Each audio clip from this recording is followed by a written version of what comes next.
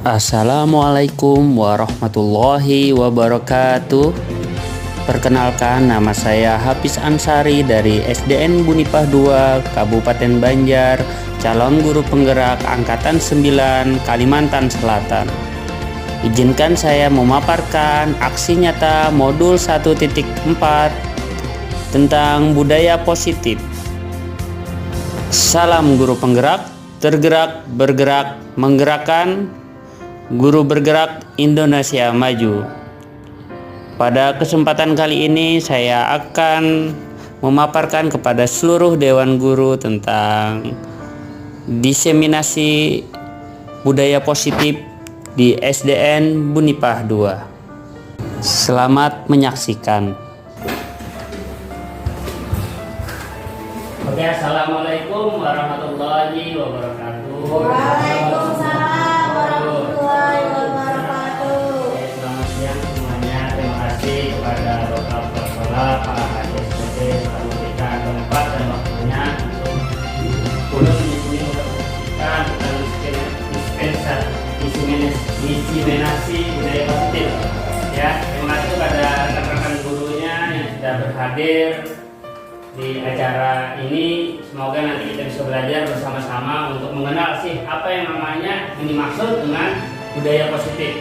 Oke, terima kasih atas perhatiannya. Nanti kita lanjut. Di dalam budaya positif ini ada disiplin positif nanti yang nanti akan menjelaskan, ada teori motivasi, ada keyakinan kelas, ada kebutuhan dasar manusia, ada posisi kontrol, ada hukuman sanksi atau restitusi, dan terakhir ada segitiga restitusi. Nanti kita sama-sama belajar ya apa nanti tentang empat budaya positif yang nanti bisa kita laksanakan di SDN Bunipah 2. Tentang yang pertama, apa itu disiplin? Disiplin positif. Apa itu dari disiplin? Dalam Kaidah Dewan Dalam, untuk menciptakan murid yang merdeka, syarat utamanya adalah harus ada disiplin yang kuat, baik dari guru maupun dari murid. Disiplin berkonotasi dengan disiplin diri. Disiplin dari diri dapat membuat seorang menggali potensi pada sebuah tujuan atau sesuatu yang dihargai bermakna. Nilai-nilai kebajikan universal. Sifat-sifat berupa ada 3 macam kebijakannya dari profil belajar Pancasila. Yang pertama, sifat-sifat positif manusia yang merupakan tujuan mulia yang ingin dicapai setiap individu. Yang kedua, setiap perilaku memiliki tujuan. Jadi setiap perilaku ada tujuannya. Rata-rata dari sikap-sikap anak, setiap dari tingkah lakunya itu pasti ada tujuan yang ingin dicapai atau yang ingin dilaksanakan. Yang ketiga adalah mengaitkan nilai-nilai kebijakan yang diyakini seseorang, maka motivasi intrinsik akan terbangun sehingga menggerakkan motivasi dalam diri untuk mencapai tujuan yang mulia sesuai yang diinginkan. Itu dari Bien Gosen. Teori perilaku manusia itu terbagi menjadi 2. Ada motivasi ekstrinsik, ada motivasi intrinsik. Jadi dari ekstrinsik dari luar diri. Yang pertama, untuk menghindari ketidaknyamanan atau hukuman. Apa yang akan terjadi jika saya tidak melakukannya? Itu motivasi dari luar. Ya. Yang kedua, dari motivasi ekstrinsik ada yang kedua adalah untuk mendapatkan imbalan dari orang lain atau penghargaan. Apa yang akan saya dapatkan jika saya melakukannya? Jadi itu merupakan motivasi dari luar. Nah, sekarang kita masuk ke motivasi intrinsik atau dari dalam diri. Apa yang dimaksud dengan motivasi intrinsik? Yaitu untuk menghargai diri sendiri. Saya akan menjadi orang yang seperti apa jika saya melakukannya. Nah, ini nanti tujuan kita untuk bersama-sama untuk dari dalam diri, baik dari siswa maupun dari dewan guru untuk mempunyai motivasi intrinsik untuk mendasari. Nanti kenapa kita harus mempunyai motivasi intrinsik? Karena untuk pembiasaan dari dalam diri, tanpa harus adanya nanti imbalan atau nanti apakah akan ada hukuman, tapi sesuai dengan kemampuan diri sendiri atau kemauan diri sendiri. Mengapa keyakinan kelas itu dilakukan? Maksud Tujuan dan manfaat mengapa kita perlu tentang penggunaan helm pada saat mengendarai kendaraan roda 2 saat bermotor. Itu contoh-contohnya mengapa kita memiliki peraturan tentang penggunaan masker dalam cuci tangan setiap saat. Nilai-nilai keselamatan atau kesehatan inilah yang kita sebagai suatu keyakinan, yaitu nilai-nilai kebajikan universal yang disepakati secara tersirat dan tersurat. Yang dimaksud dengan keyakinan tadi yaitu dari dalam diri, kesadaran dari dalam diri tentang motivasi tadi, motivasi intrinsik, maksudnya keyakinan kelas. Sedangkan kita tidak masuk ke ruang sekolah, untuk mewujudkannya seseorang akan lebih tergerak dan bersemangat untuk menjalankan keyakinan daripada hanya sekedar mengikuti serangkaian peraturan tertulis tanpa makna.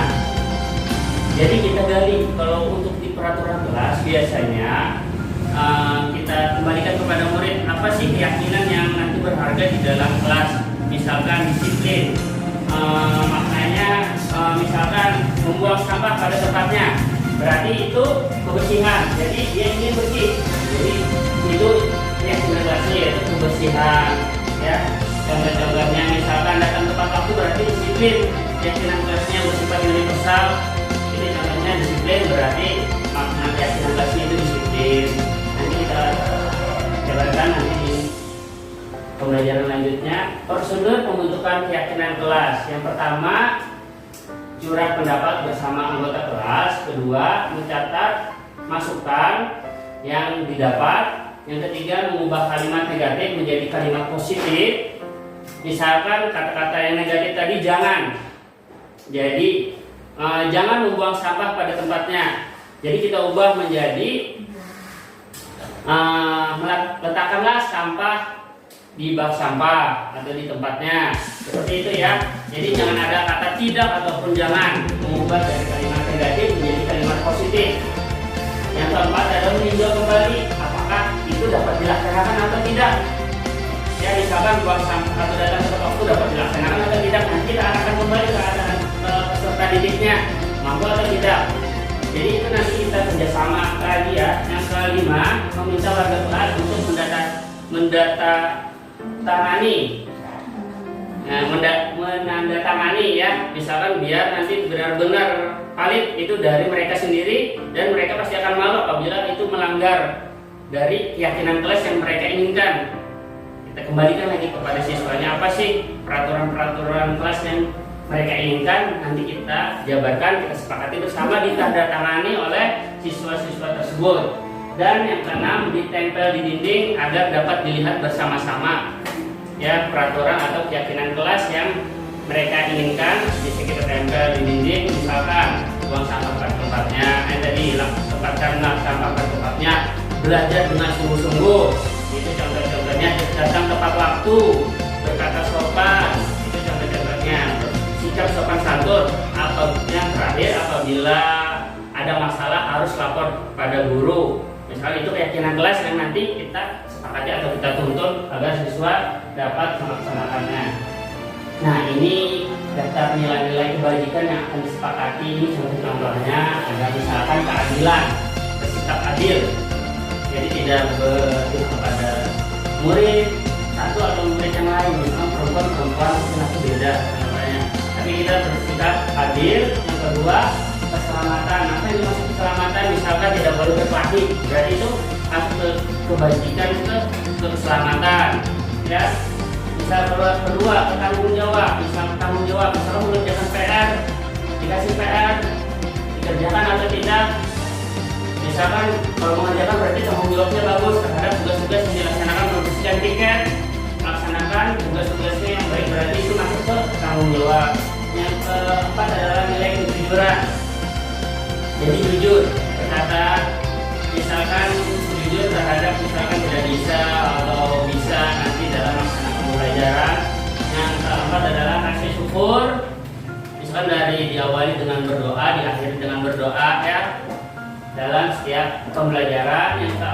Yang seterusnya adalah berprinsip ya tadi, atau tadi untuk yang sikap berprinsip ini misalkan ingin belajar dengan sungguh-sungguh sesuai dengan keyakinan kelasnya, Berarti sesuai dengan prinsip enggak? Orangnya bisa berprinsip atau tidak? Ya kan? Nanti kita kembalikan lagi ke siswanya untuk bisa belajar bersungguh-sungguh. Yang selanjutnya adalah integritas. Misalkan benar-benar sama tadi bersungguh-sungguh, yakin juga, sikap integritasnya baik. Yang kelima adalah kasih sayang. Ya tadi menilai sopan santun, saling tolong menolong, saling membantu apa yang mereka bisa. Kita tanamkan nilai kasih sayang di kelas kita nantinya di sekolah. Yang selanjutnya adalah rajin. Ya tadi misalkan rajin membantu, turun ke sekolah dan sebagainya ya. Yang terakhir adalah percaya diri. Ya, jadi kita diharapkan juga harus percaya diri dalam setiap pembelajaran. Next, mungkin dapat dipahami ya Bapak Ibu ya dari nilai-nilai pendidikan yang sudah diberikan contohnya. Nah, ini misalkan contohnya adalah kesepakatan di kelas 4. Kesepakatan di kelas 4, misalnya kelas 5 ya. 1. Disiplin dan tepat waktu. Itu masuk ke disiplin. Yang kedua, berbicara dengan sopan. Itu misalkan sopan dan santun nilainya, nilai kejujurannya ya. Yang ketiga, saling tolong menolong, kasih sayang tadi. Keempat, tata tertib saat belajar. Bisa itu ke tanggung jawab atau integritas bisa masuk. Yang kelima adalah saling menghormati. Jadi saling menghormati antar teman, baik dengan guru dan yang lainnya. Ini adalah contoh-contohnya ya kesepakatan kelas berdasarkan dengan keyakinan kelas yang sudah disepakati oleh siswa dan untuk nantinya untuk siswa juga. Nah, ini melakukan pendalaman keyakinan kelas. Nah, misalkan ini dapat dilaksanakan atau tidak dilaksanakan. Misalkan mengajar, tugas guru adalah mengajar, tugas murid adalah belajar. Misalkan di sebelah kanan adalah tugas dari guru, tugas kanan adalah dari siswa.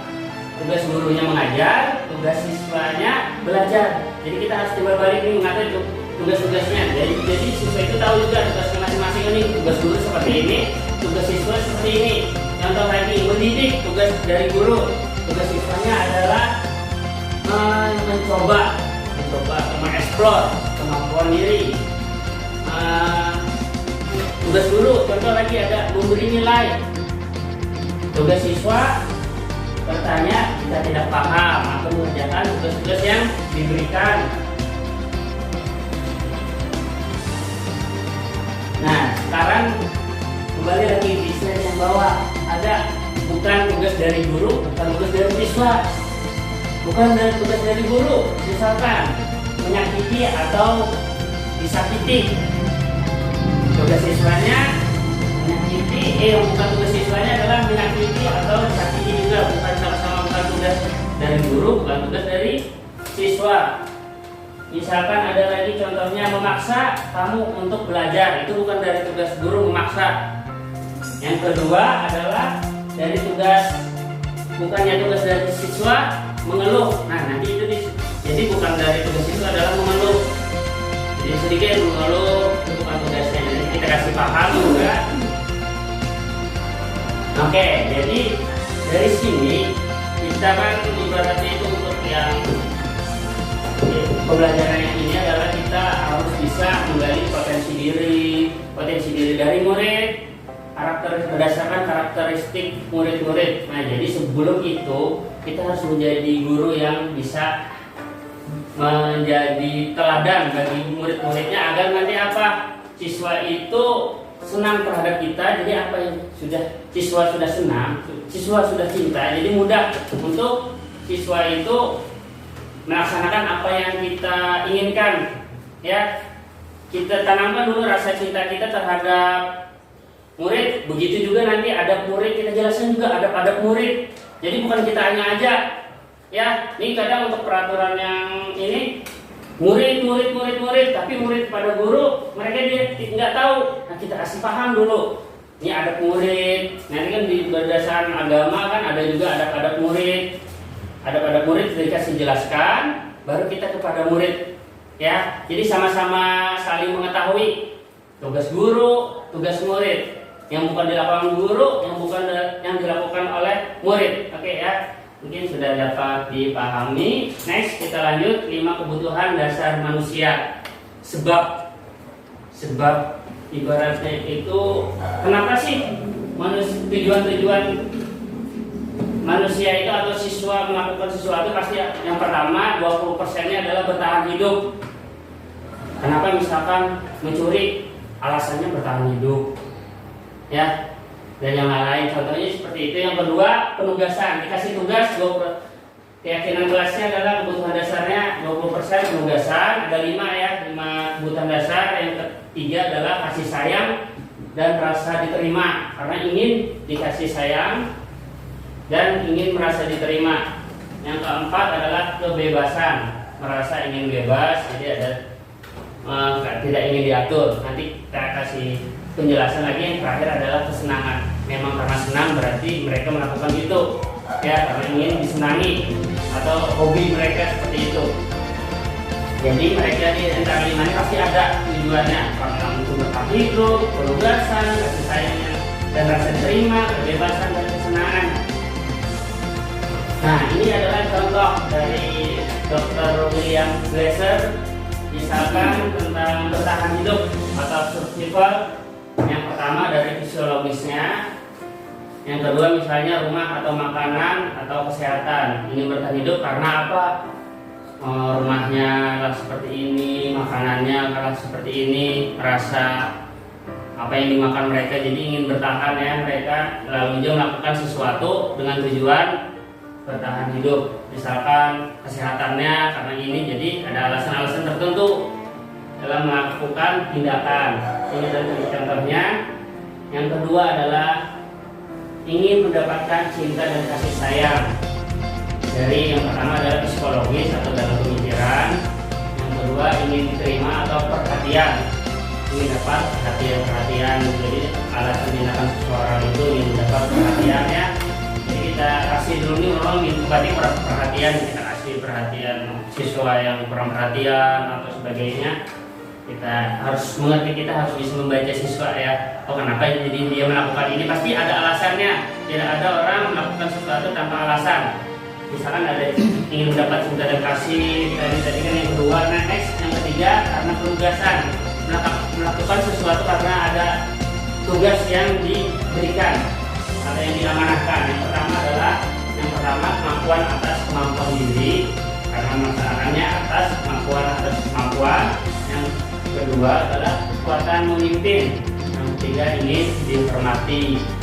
Jadi karena penugasan ya, jadi kita sesuatu karena ada tugas baru jalan ya, itu 20%-nya. Next, keempat karena kesenangan, dia senang melakukan itu, jadi dia melakukan. Misalkan senang bermain atau tertawa, dia merasa lucu atau seru melakukan sesuatu tindakannya itu karena memang hobi mereka atau kesenangan dia, jadi dia melakukan hal atau tujuan yang ingin dilakukan.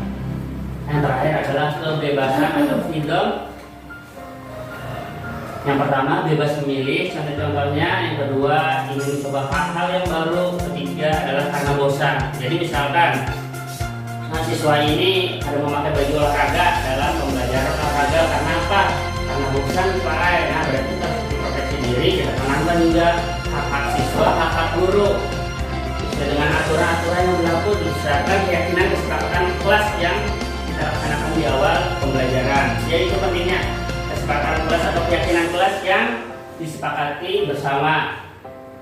Maksud ini contohnya Dian Bosan mengembangkan pendekatan restitusi yang dikenal dengan 5 posisi kontrol. Nah ini adalah 5 posisi kontrol yang biasanya dilakukan oleh guru-guru di sekolah. Sebagai apa? Sebagai penghukum. Pertama, posisi kontrolnya. Yang kedua, membuat orang merasa bersalah. Posisi kontrol ketiga adalah sebagai teman. Guru bisa sebagai teman. Keempat, guru bisa juga sebagai monitor atau pemantau. Yang suka memantau, monitor, tapi nah, yang terakhir adalah sifat kelima manajer. Dari kelima tersebut yang diharapkan Ada pada guru itu adalah sifat kelima atau manajer, bukan penghukum, bukan membuat orang merasa bersalah, bukan merasa teman, monitor, pemantau, bukan, tapi manajer. Apa nanti kita gali ya di manajer. Apa sih manajer ini? Next. Ini contoh. Dengan nada suara memelas, halus, sedih, dalam bahasa tubuh merapat pada anak dan musuh. Ini contoh guru. Ini contoh nama anaknya itu Adi. Adi, kamu ini bagaimana ya? Kamu sudah berjanji dengan ibu tidak akan terlambat lagi. Kamu kenapa ya senang sekali mengecewakan ibu? Ibu benar-benar kecewa sekali. Nah, di sini guru bertindak sebagai posisi apa? Dari kelima posisi tersebut, ini, nah ada penghukum, membuat orang merasa bersalah, ada teman, monitor atau manajer. Nomor 2 ya. Nomor 2, merasa membuat orang merasa bersalah, ya betul. Kata ibu, ini adalah contoh kalimat membuat orang merasa bersalah. Tapi tidak ada solusi yang didapat, bersalah aja. Nah, next, ini contoh lagi.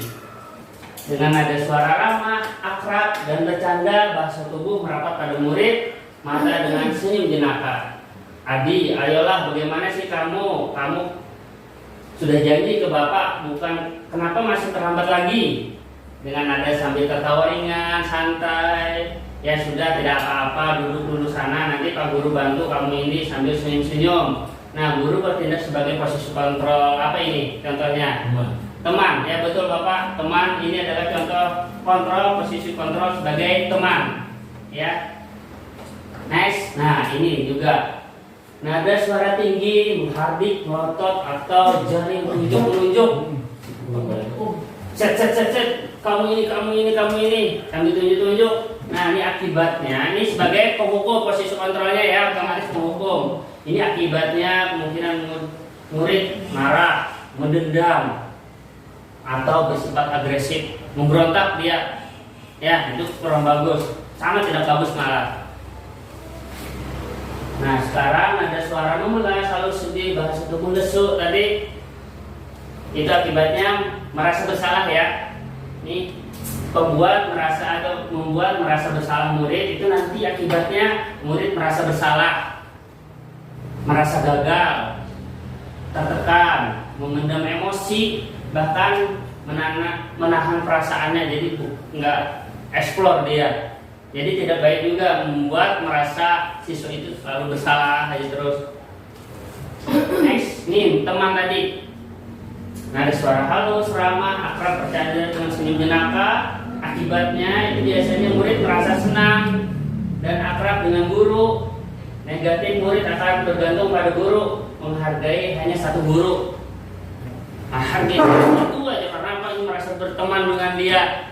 Itu aja ya, itu kurang baik juga menurut ulun. Tapi asal jangan tadi ya. Tes pemantau, nada suara datar, bahasa tubuh formal santai dia. Memantau aja dulu keadaan. Akibatnya murid bertanggung jawab jika diawasi hanyar bergerak, dilihati dulu, pantau, tak hanyar bergerak. Murid tidak bisa ditinggal sendiri, selalu ada guru ya. Karena apa? Sifat guru, posisi kontrolnya adalah sebagai pemantau. Terakhir, manajer. Nah, dari sifat ini adalah dari suara tulus, bahasa tubuh tidak kaku, dekat dengan murid. Akibatnya murid memahami masalahnya, dapat mencari jalan keluar masalahnya. Murid bisa bertanggung jawab pada dirinya sendiri.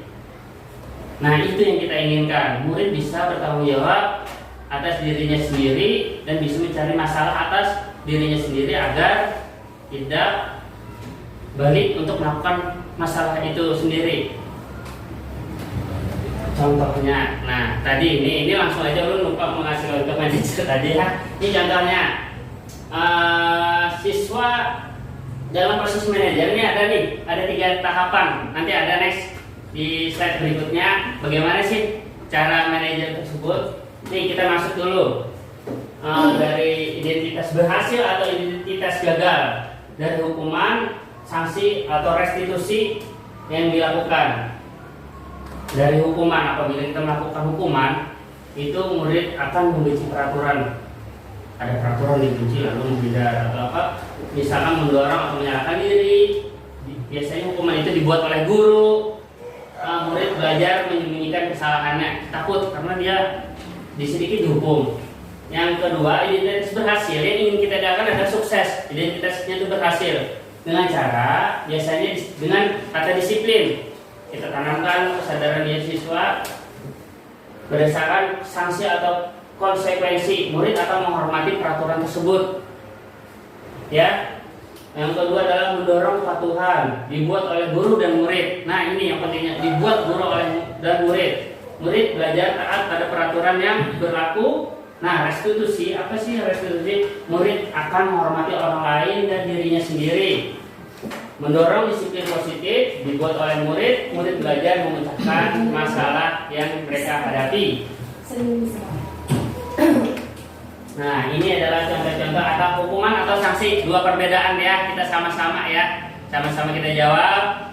Yang pertama, lari mengelilingi lapangan basket 2 kali karena terlambat harus di sekolah. Itu hukuman atau sanksi? Hukuman. Hukuman atau sanksi? Yang benar adalah hukuman. Ya, itu hukuman. Tidak memberikan solusi.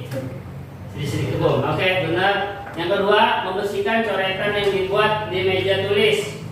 Hukuman atau sanksi? Sanksi. Ya betul, sanksi. Murid diminta untuk push up 15 kali karena tidak menggunakan masker di sekolah. Hukuman. Hukuman, betul. Hukuman. Yang keempat adalah menggantikan kertas tugas teman yang telah dicoret-coret. Sanksi. Sanksi, karena ada yang tadi betul. Yang kelima, berjemur di lapangan pukul 12 siang karena ngobrol dengan teman. Hukuman. Bagus. Yang lanjut, keenam, murid diminta bertelanjang kaki atau tidak memakai alas kaki sepanjang hari karena tidak menggunakan sepatu warna hitam sesuai peraturan sekolah. Hukuman atau sanksi? Sanksi. Hukuman. Hukuman. Iya, tapi itu masuk hukuman. Tidak memakai, disuruh tidak memakai sepatu seharian. Hukuman masuk ya. Apa beda hukuman sanksi itu? Nanti kita jelaskan. Oh. Ya, berdiri di depan kelas sambil mengangkat satu kaki karena tidak menjawab pertanyaan. Hukuman. Masuk hukuman. Nah, kedelapan itu maksudnya sanksi itu mendidik, ya, agar tidak terulang lagi. 8. Membersihkan tumpahan air di meja karena tersenggol pada saat belajar. Sanksi, ya, karena kita bersihkan, selesai masalah, ya. Yang ke-9, duduk di bangku di pinggir lapangan pada jam istirahat, tidak diizinkan bermain oleh grup tiket karena mencederai teman saat bermain di lapangan. Duduk di bangku di pinggir lapangan pada jam istirahat. Kita masuk ke segitiga restitusi, yaitu menstabilkan identitas, validasi tindakan yang salah, dan menanyakan keyakinan. Next, apa sih menstabilkan identitas? Bertujuan untuk mengubah identitas anak dari orang yang gagal karena melakukan sesuatu kesalahan menjadi orang yang sukses. Contoh kalimatnya, berbuat salah itu tidak apa-apa, tidak ada manusia yang sempurna, dan sebagainya. Yang kedua adalah validasi tindakan yang salah. Tujuannya adalah untuk mencari tahu kebutuhan dasar dari suatu tindakan. Kita cari tahu tujuan dari suatu tindakan tersebut. Contoh kalimatnya seperti, padahal kamu bisa melakukan yang lebih buruk dari ini ya. Misalkan berkelahi, tapi tanpa memukul. Sebenarnya Bapak tahu kamu lebih bisa melakukan yang lebih buruk pada ini, tapi tidak kamu lakukan. Sudah bagus. Pasti itu penting buat kamu ya, jadi kamu seperti ini. Pasti ada, kita validasi tindakannya yang salah itu, benar atau salahnya. Ya, next. Menanyakan keyakinan yang terakhir adalah bertujuan untuk memunculkan motivasi internal atau motivasi dalam diri. Contoh kalimatnya, apa nilai-nilai yang telah kita sepakati bersama? Apakah itu sudah dilanggar? Dan nanti bagaimana cara mengantisipasinya? Atau bagaimana cara solusi pemecahan masalahnya. Kita gali bersama-sama. Kita tanyakan lagi kepada peserta didik yang mengalami masalah tersebut. Cukup sekian dari saya. Wassalamualaikum warahmatullahi wabarakatuh.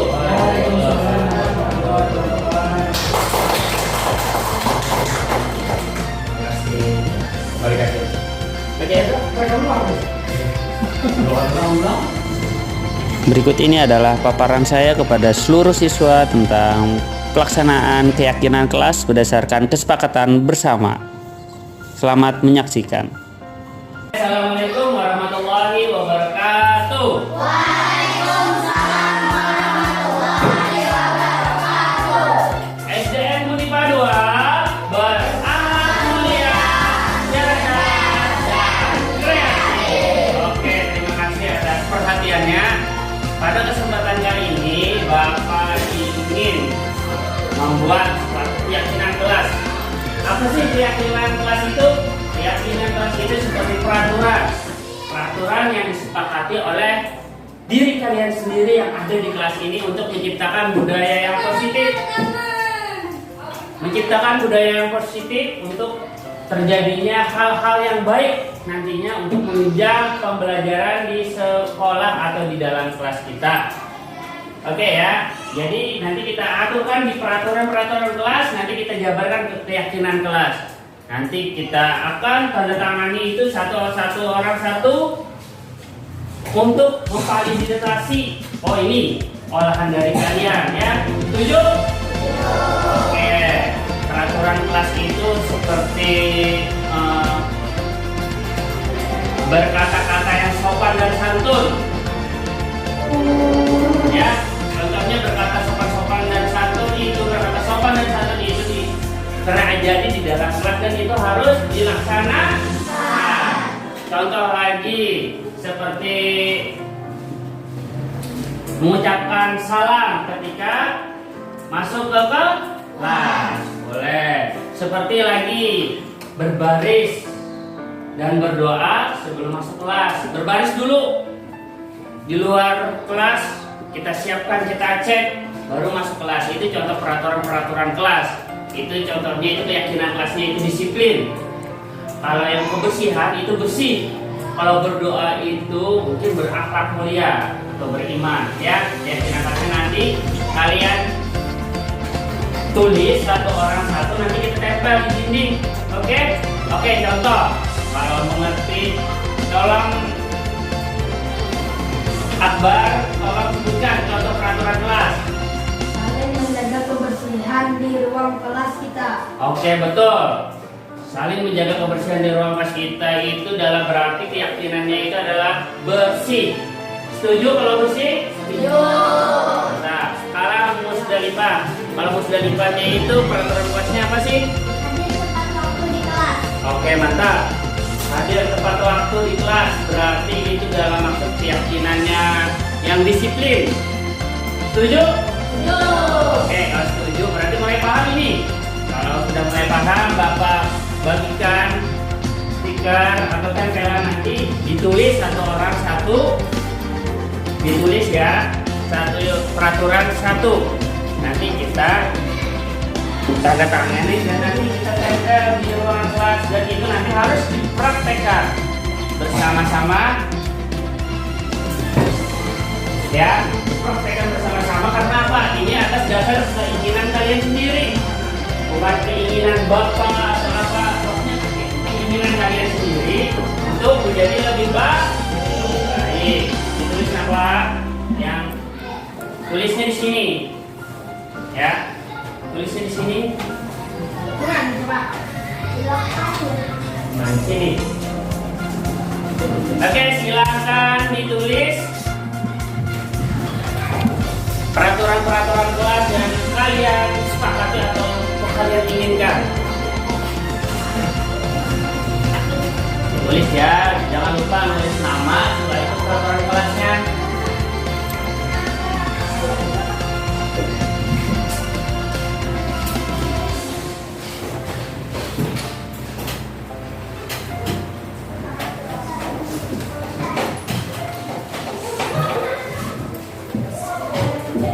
sudah silakan tempel.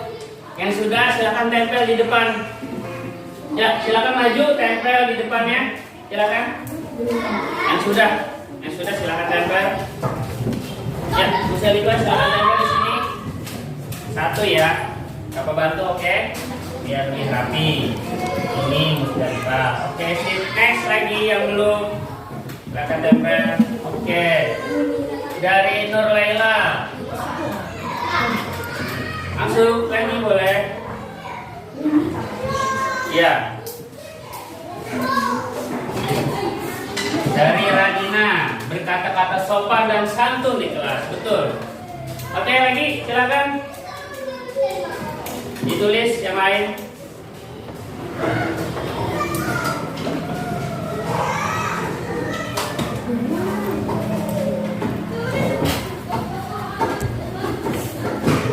Baru 3 nih, ayo. Dari dalam kesadaran diri kalian sendiri untuk menciptakan kelas yang baik.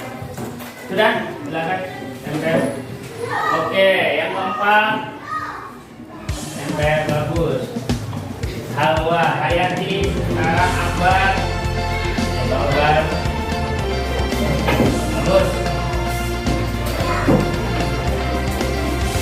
Oke, yang lain. Ada 1, 2, 3, 4, 5 orang lagi di kelas ini. Ya, sudah tulis. Lanjut ya. Nanti bapak bantu ya. Oke. 3, 2 orang lagi. Silakan. Sini. Sampai sendiri bisa. Oke, bagus. Dari MRT, pembiasaan berbaris di awal masuk kelas. Bagus. Kalau dari Ahmad Maulana, taruh kembali barang di rak yang tepat. Oke, betul. Satu lagi. Siapa lagi yang belum? Oke, sip.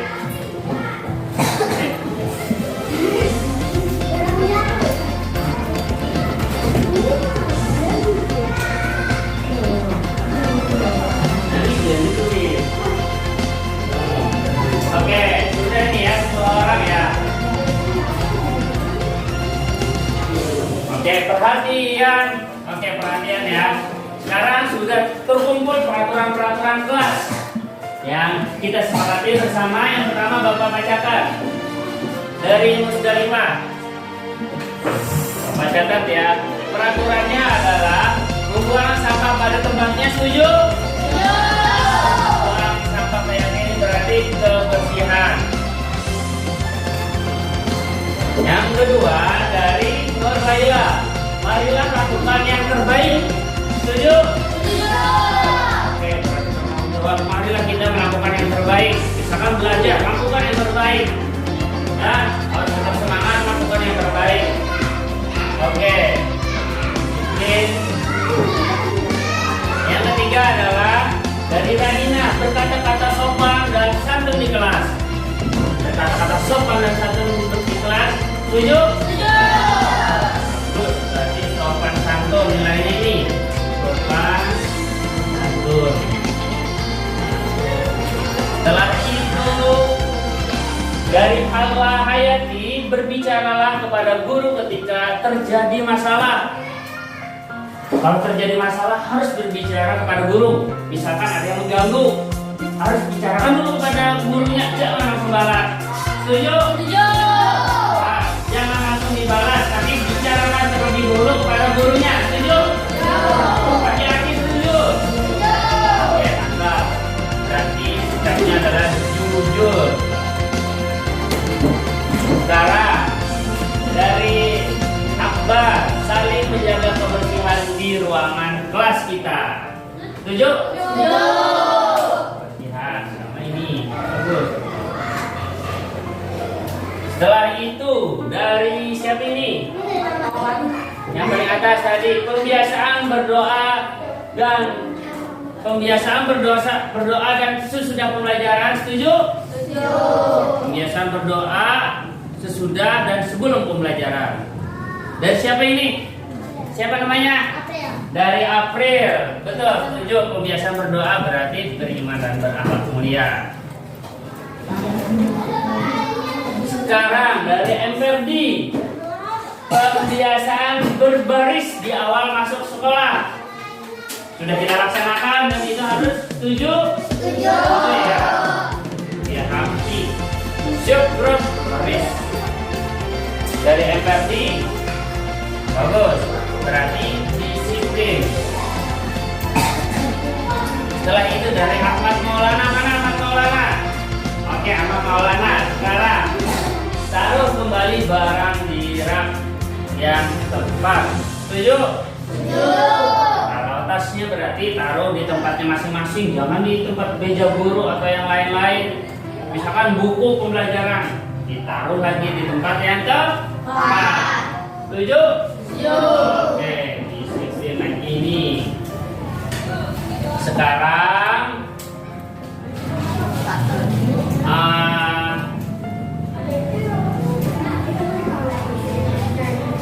letakkan sampah di tempat yang tepat. Berarti di bak sampah. Setuju? Setuju. Tidak boleh meletakkan sampah di pojok-pojokan atau di daerah yang lain, apalagi di dalam baju atau di dalam sabut nanti orang tua kalian. Setuju? Setuju. Berarti nilainya adalah kebersihan. Setelah itu hadir tepat waktu di sekolah. Setuju? Setuju. Bagus, hadir tepat waktu berarti disiplin. Oke, itulah nanti hal-hal yang perlu kita kalau bapak itu jadi ya kebiasaan berbaris di masuk kelas, kebiasaan berdoa sesudah dan sebelum masuk ke kelas, itu ada hal-hal yang baik. Taruh kembali barangnya ke tempat yang sudah ditempatkan, melakukan yang terbaik saat pembelajaran.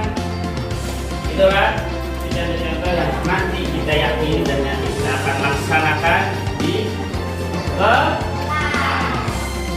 Oke ya, berarti ini jangan sampai ulang, jangan sampai tidak dilaksanakan. Karena apa? Ini dari kalian sendiri. Masa kalian berdusta pada diri kalian sendiri? Oh, aku yang ingin kelasku seperti ini, kenapa aku langgar? Jangan sampai langgar ya. Kata-kata sopan, masuk ke kelas tepat waktu, tidak mengganggu temannya, berkata-kata sopan di dalam kelas. Nggak boleh lagi kata-kata yang tabu itu, apalagi sampai membuli kawan. Oke, setuju? Oke, kalau setuju, silakan satu persatu dari ujung untuk tanda tangan atas keyakinan kelas yang kita buat. Silakan maju, kasih nama dan tanda tangan di sini. Keyakinan kelasnya bisa sampai. Oke, tanda tangan ya. Oke, silakan yang kedua. Dari Nurlain ya, di sini. Oke, Nurlaila maju, tanda tangan, ambil pulpennya, tanda tangan di sini. Sekarang Radina maju, tanda tangan yang baik. Halwa Hayati maju. Ini Akbar maju Bar.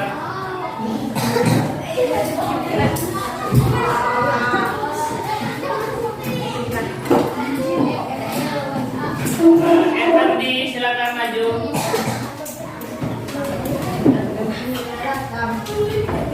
Misda Aulia ada? Sudah. Siapa namanya? Maju. Yang belum? Ahmad Maulana sudah? Ayo maju. Tangan sini.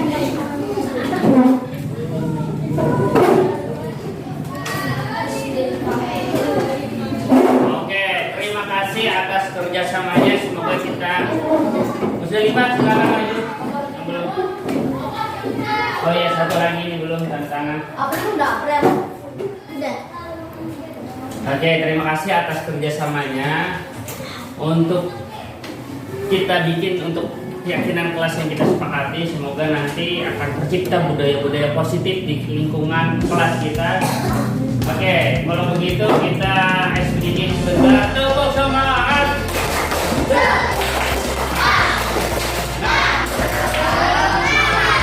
Oke, terima kasih. Silakan balik istirahat.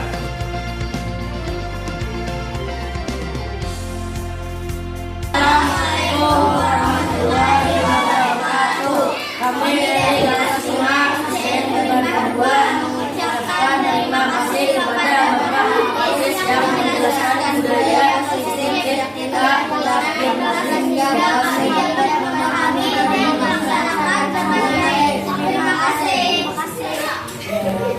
Sekian dan terima kasih. Wassalamualaikum warahmatullahi wabarakatuh. Salam guru penggerak, tergerak, bergerak, menggerakkan.